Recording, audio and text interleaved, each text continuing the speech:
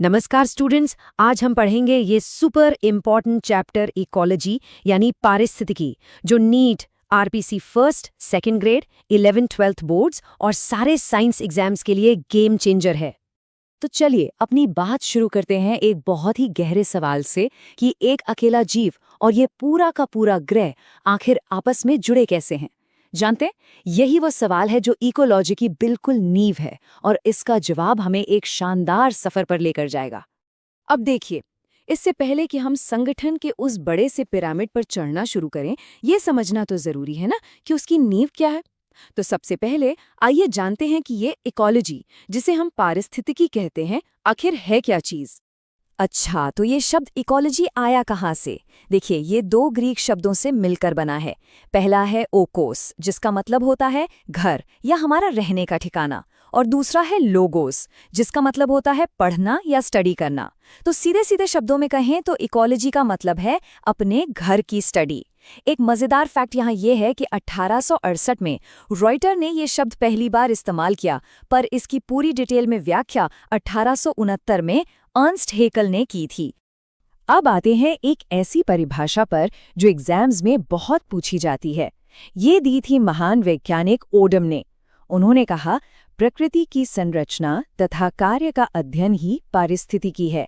मतलब बहुत सिंपल है, नेचर का स्ट्रक्चर कैसा है और ये काम कैसे करता है, बस इसी की पढ़ाई को इकोलॉजी कहते हैं।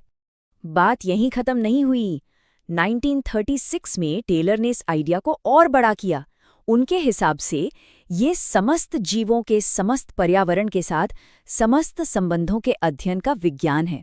ये जो शब्द है ना, इंटर रिलेशनशिप्स यानी पारस्परिक संबंध, बस यही इकोलॉजी का दिल है। और अब आते हैं हमारे अपने भारतीय संदर्भ में।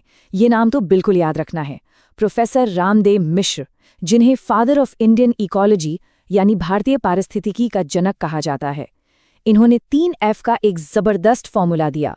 जीवों के फॉर्म्स, फंक्शंस और फैक्टर्स यानी आकार, कार्य और कारक, इनके बीच का जो आपसी इंटरैक्शन है, उसी की स्टडी है इकोलॉजी। तो परिभाषा तो अब एकदम क्लियर हो गई है। अब वक्त है उस पिरामिड पर चढ़ने का जिसका हमने जिक्र किया था। चलिए एक एक कदम बढ़ाते हैं सबसे नीचे से सबसे ऊपर तक। ये देखिए, यही है वो पूरा पिरामिड। इकोलॉजिस्ट के लिए ये एक तरह का मैप है जिससे वो जीवन की जटिलता को समझते हैं। तो चलिए इस मैप को फॉलो करते हैं और अपनी यात्रा शुरू करते हैं सबसे पहले लेवल से। तो हमारे इस पिरामिड की नींव, सबसे पहली ईंट क्या है? वो है एक अकेला जीव यानी इंडिविजुअल ऑर्गेनिज्म, व्यष्टि जीव। हमारी कहानी की शुरुआत यहीं से होती है। सोचिए, जंगल में एक अकेला हिरण। अब वो अकेला हिरण तो नहीं रहेगा, है ना? जब उसी की तरह के और बहुत सारे हिरण, मतलब एक ही स्पीशीज के जीव एक ही जगह पर रहते हैं, तो वो सब मिलकर बनाते हैं एक पॉपुलेशन यानी समष्टि या जीव संख्या, जैसे हिरणों का पूरा झुंड। अब एक कदम और ऊपर, जंगल में सिर्फ हिरण तो नहीं होते, सही कहा ना? वहां हिरणों की पॉपुलेशन है तो साथ में पेड़ों की पॉपुलेशन भी है, चिड़ियों की भी, कीड़े मकोड़ों की भी। जब ये सारी अलग अलग पॉपुलेशंस एक साथ रहती हैं और इंटरैक्ट करती हैं, तो बनता है एक कम्युनिटी, एक समुदाय। यहाँ पर एक बहुत बड़ा ट्विस्ट आता है।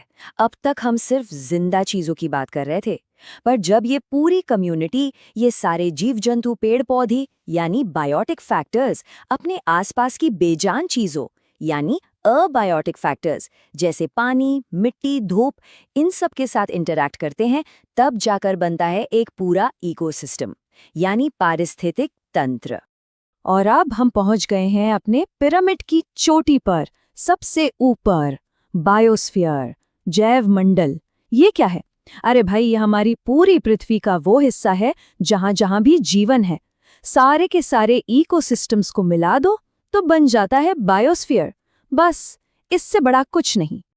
तो ये तो हो गए लेवल्स, पर इकोलॉजी इतनी बड़ी फील्ड है कि उसे समझने के लिए साइंटिस्ट्स ने इसे कई ब्रांचेस यानी शाखाओं में बांट दिया है। तो चलिए देखते हैं कि इकोलॉजी को पढ़ने के कितने अलग अलग तरीके हैं। सबसे पहले दो मेन ब्रांचेस हैं। पहली है ऑटो इकोलॉजी, मतलब स्व पारिस्थितिकी। इसमें हम जूम इन करते हैं, सिर्फ एक स्पीशीज पर फोकस करते हैं, जैसे एक अकेला टाइगर और उसका अपने जंगल से क्या रिश्ता है। और फिर दूसरी है सिनेकोलॉजी यानी समपारिस्थितिकी। इसमें हम जूम आउट करते हैं और पूरे जंगल को एक साथ देखते हैं, वहां के सारे पेड़, जानवर, कीड़े, सब कुछ। पर कहानी यहीं खत्म नहीं होती, और भी बहुत सी दिलचस्प ब्रांचेस हैं, जैसे कि प्लांट इकोलॉजी जो सिर्फ पौधों की दुनिया में झांकती है, एनिमल इकोलॉजी जो जानवरों के राज खोलती है, हैबिटेट इकोलॉजी जो बताती है कि रेगिस्तान और समंदर जैसे अलग अलग घरों में जिंदगी कैसी होती है, पैलियो इकोलॉजी हमें टाइम मशीन में बिठाकर डायनासोर के ज़माने में ले जाती है, और रेडिएशन इकोलॉजी रेडियो एक्टिविटी के असर को स्टडी करती है।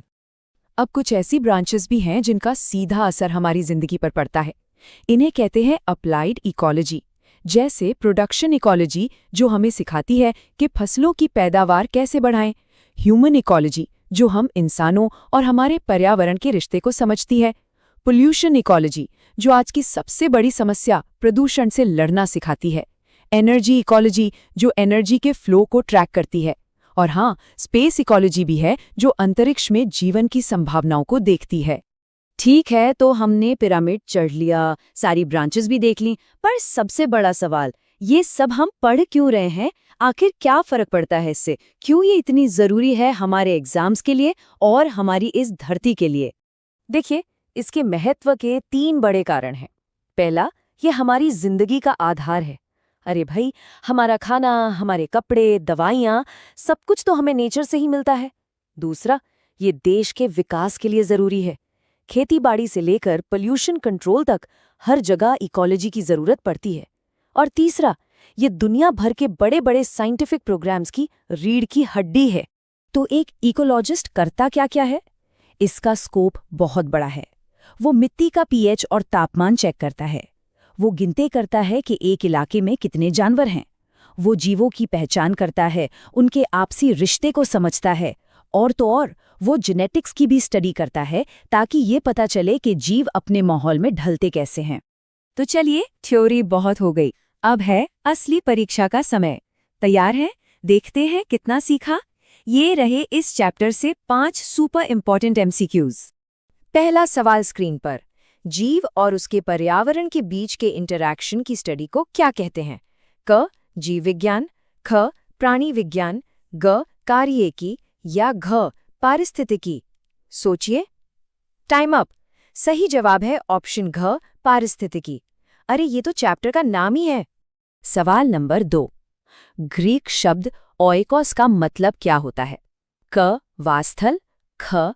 अध्ययन, ग. समुदाय या घ. समूह। याद करिए, हमने शुरू में ही बात की थी। और सही जवाब है क. वास्थल यानी हमारा घर। तीसरा सवाल, ये डेफिनेशन किसने दी थी? प्रकृति की संरचना तथा कार्य का अध्ययन। क. टेलर, ख. क्रेब्स, ग. ओडम या घ. एल्टन।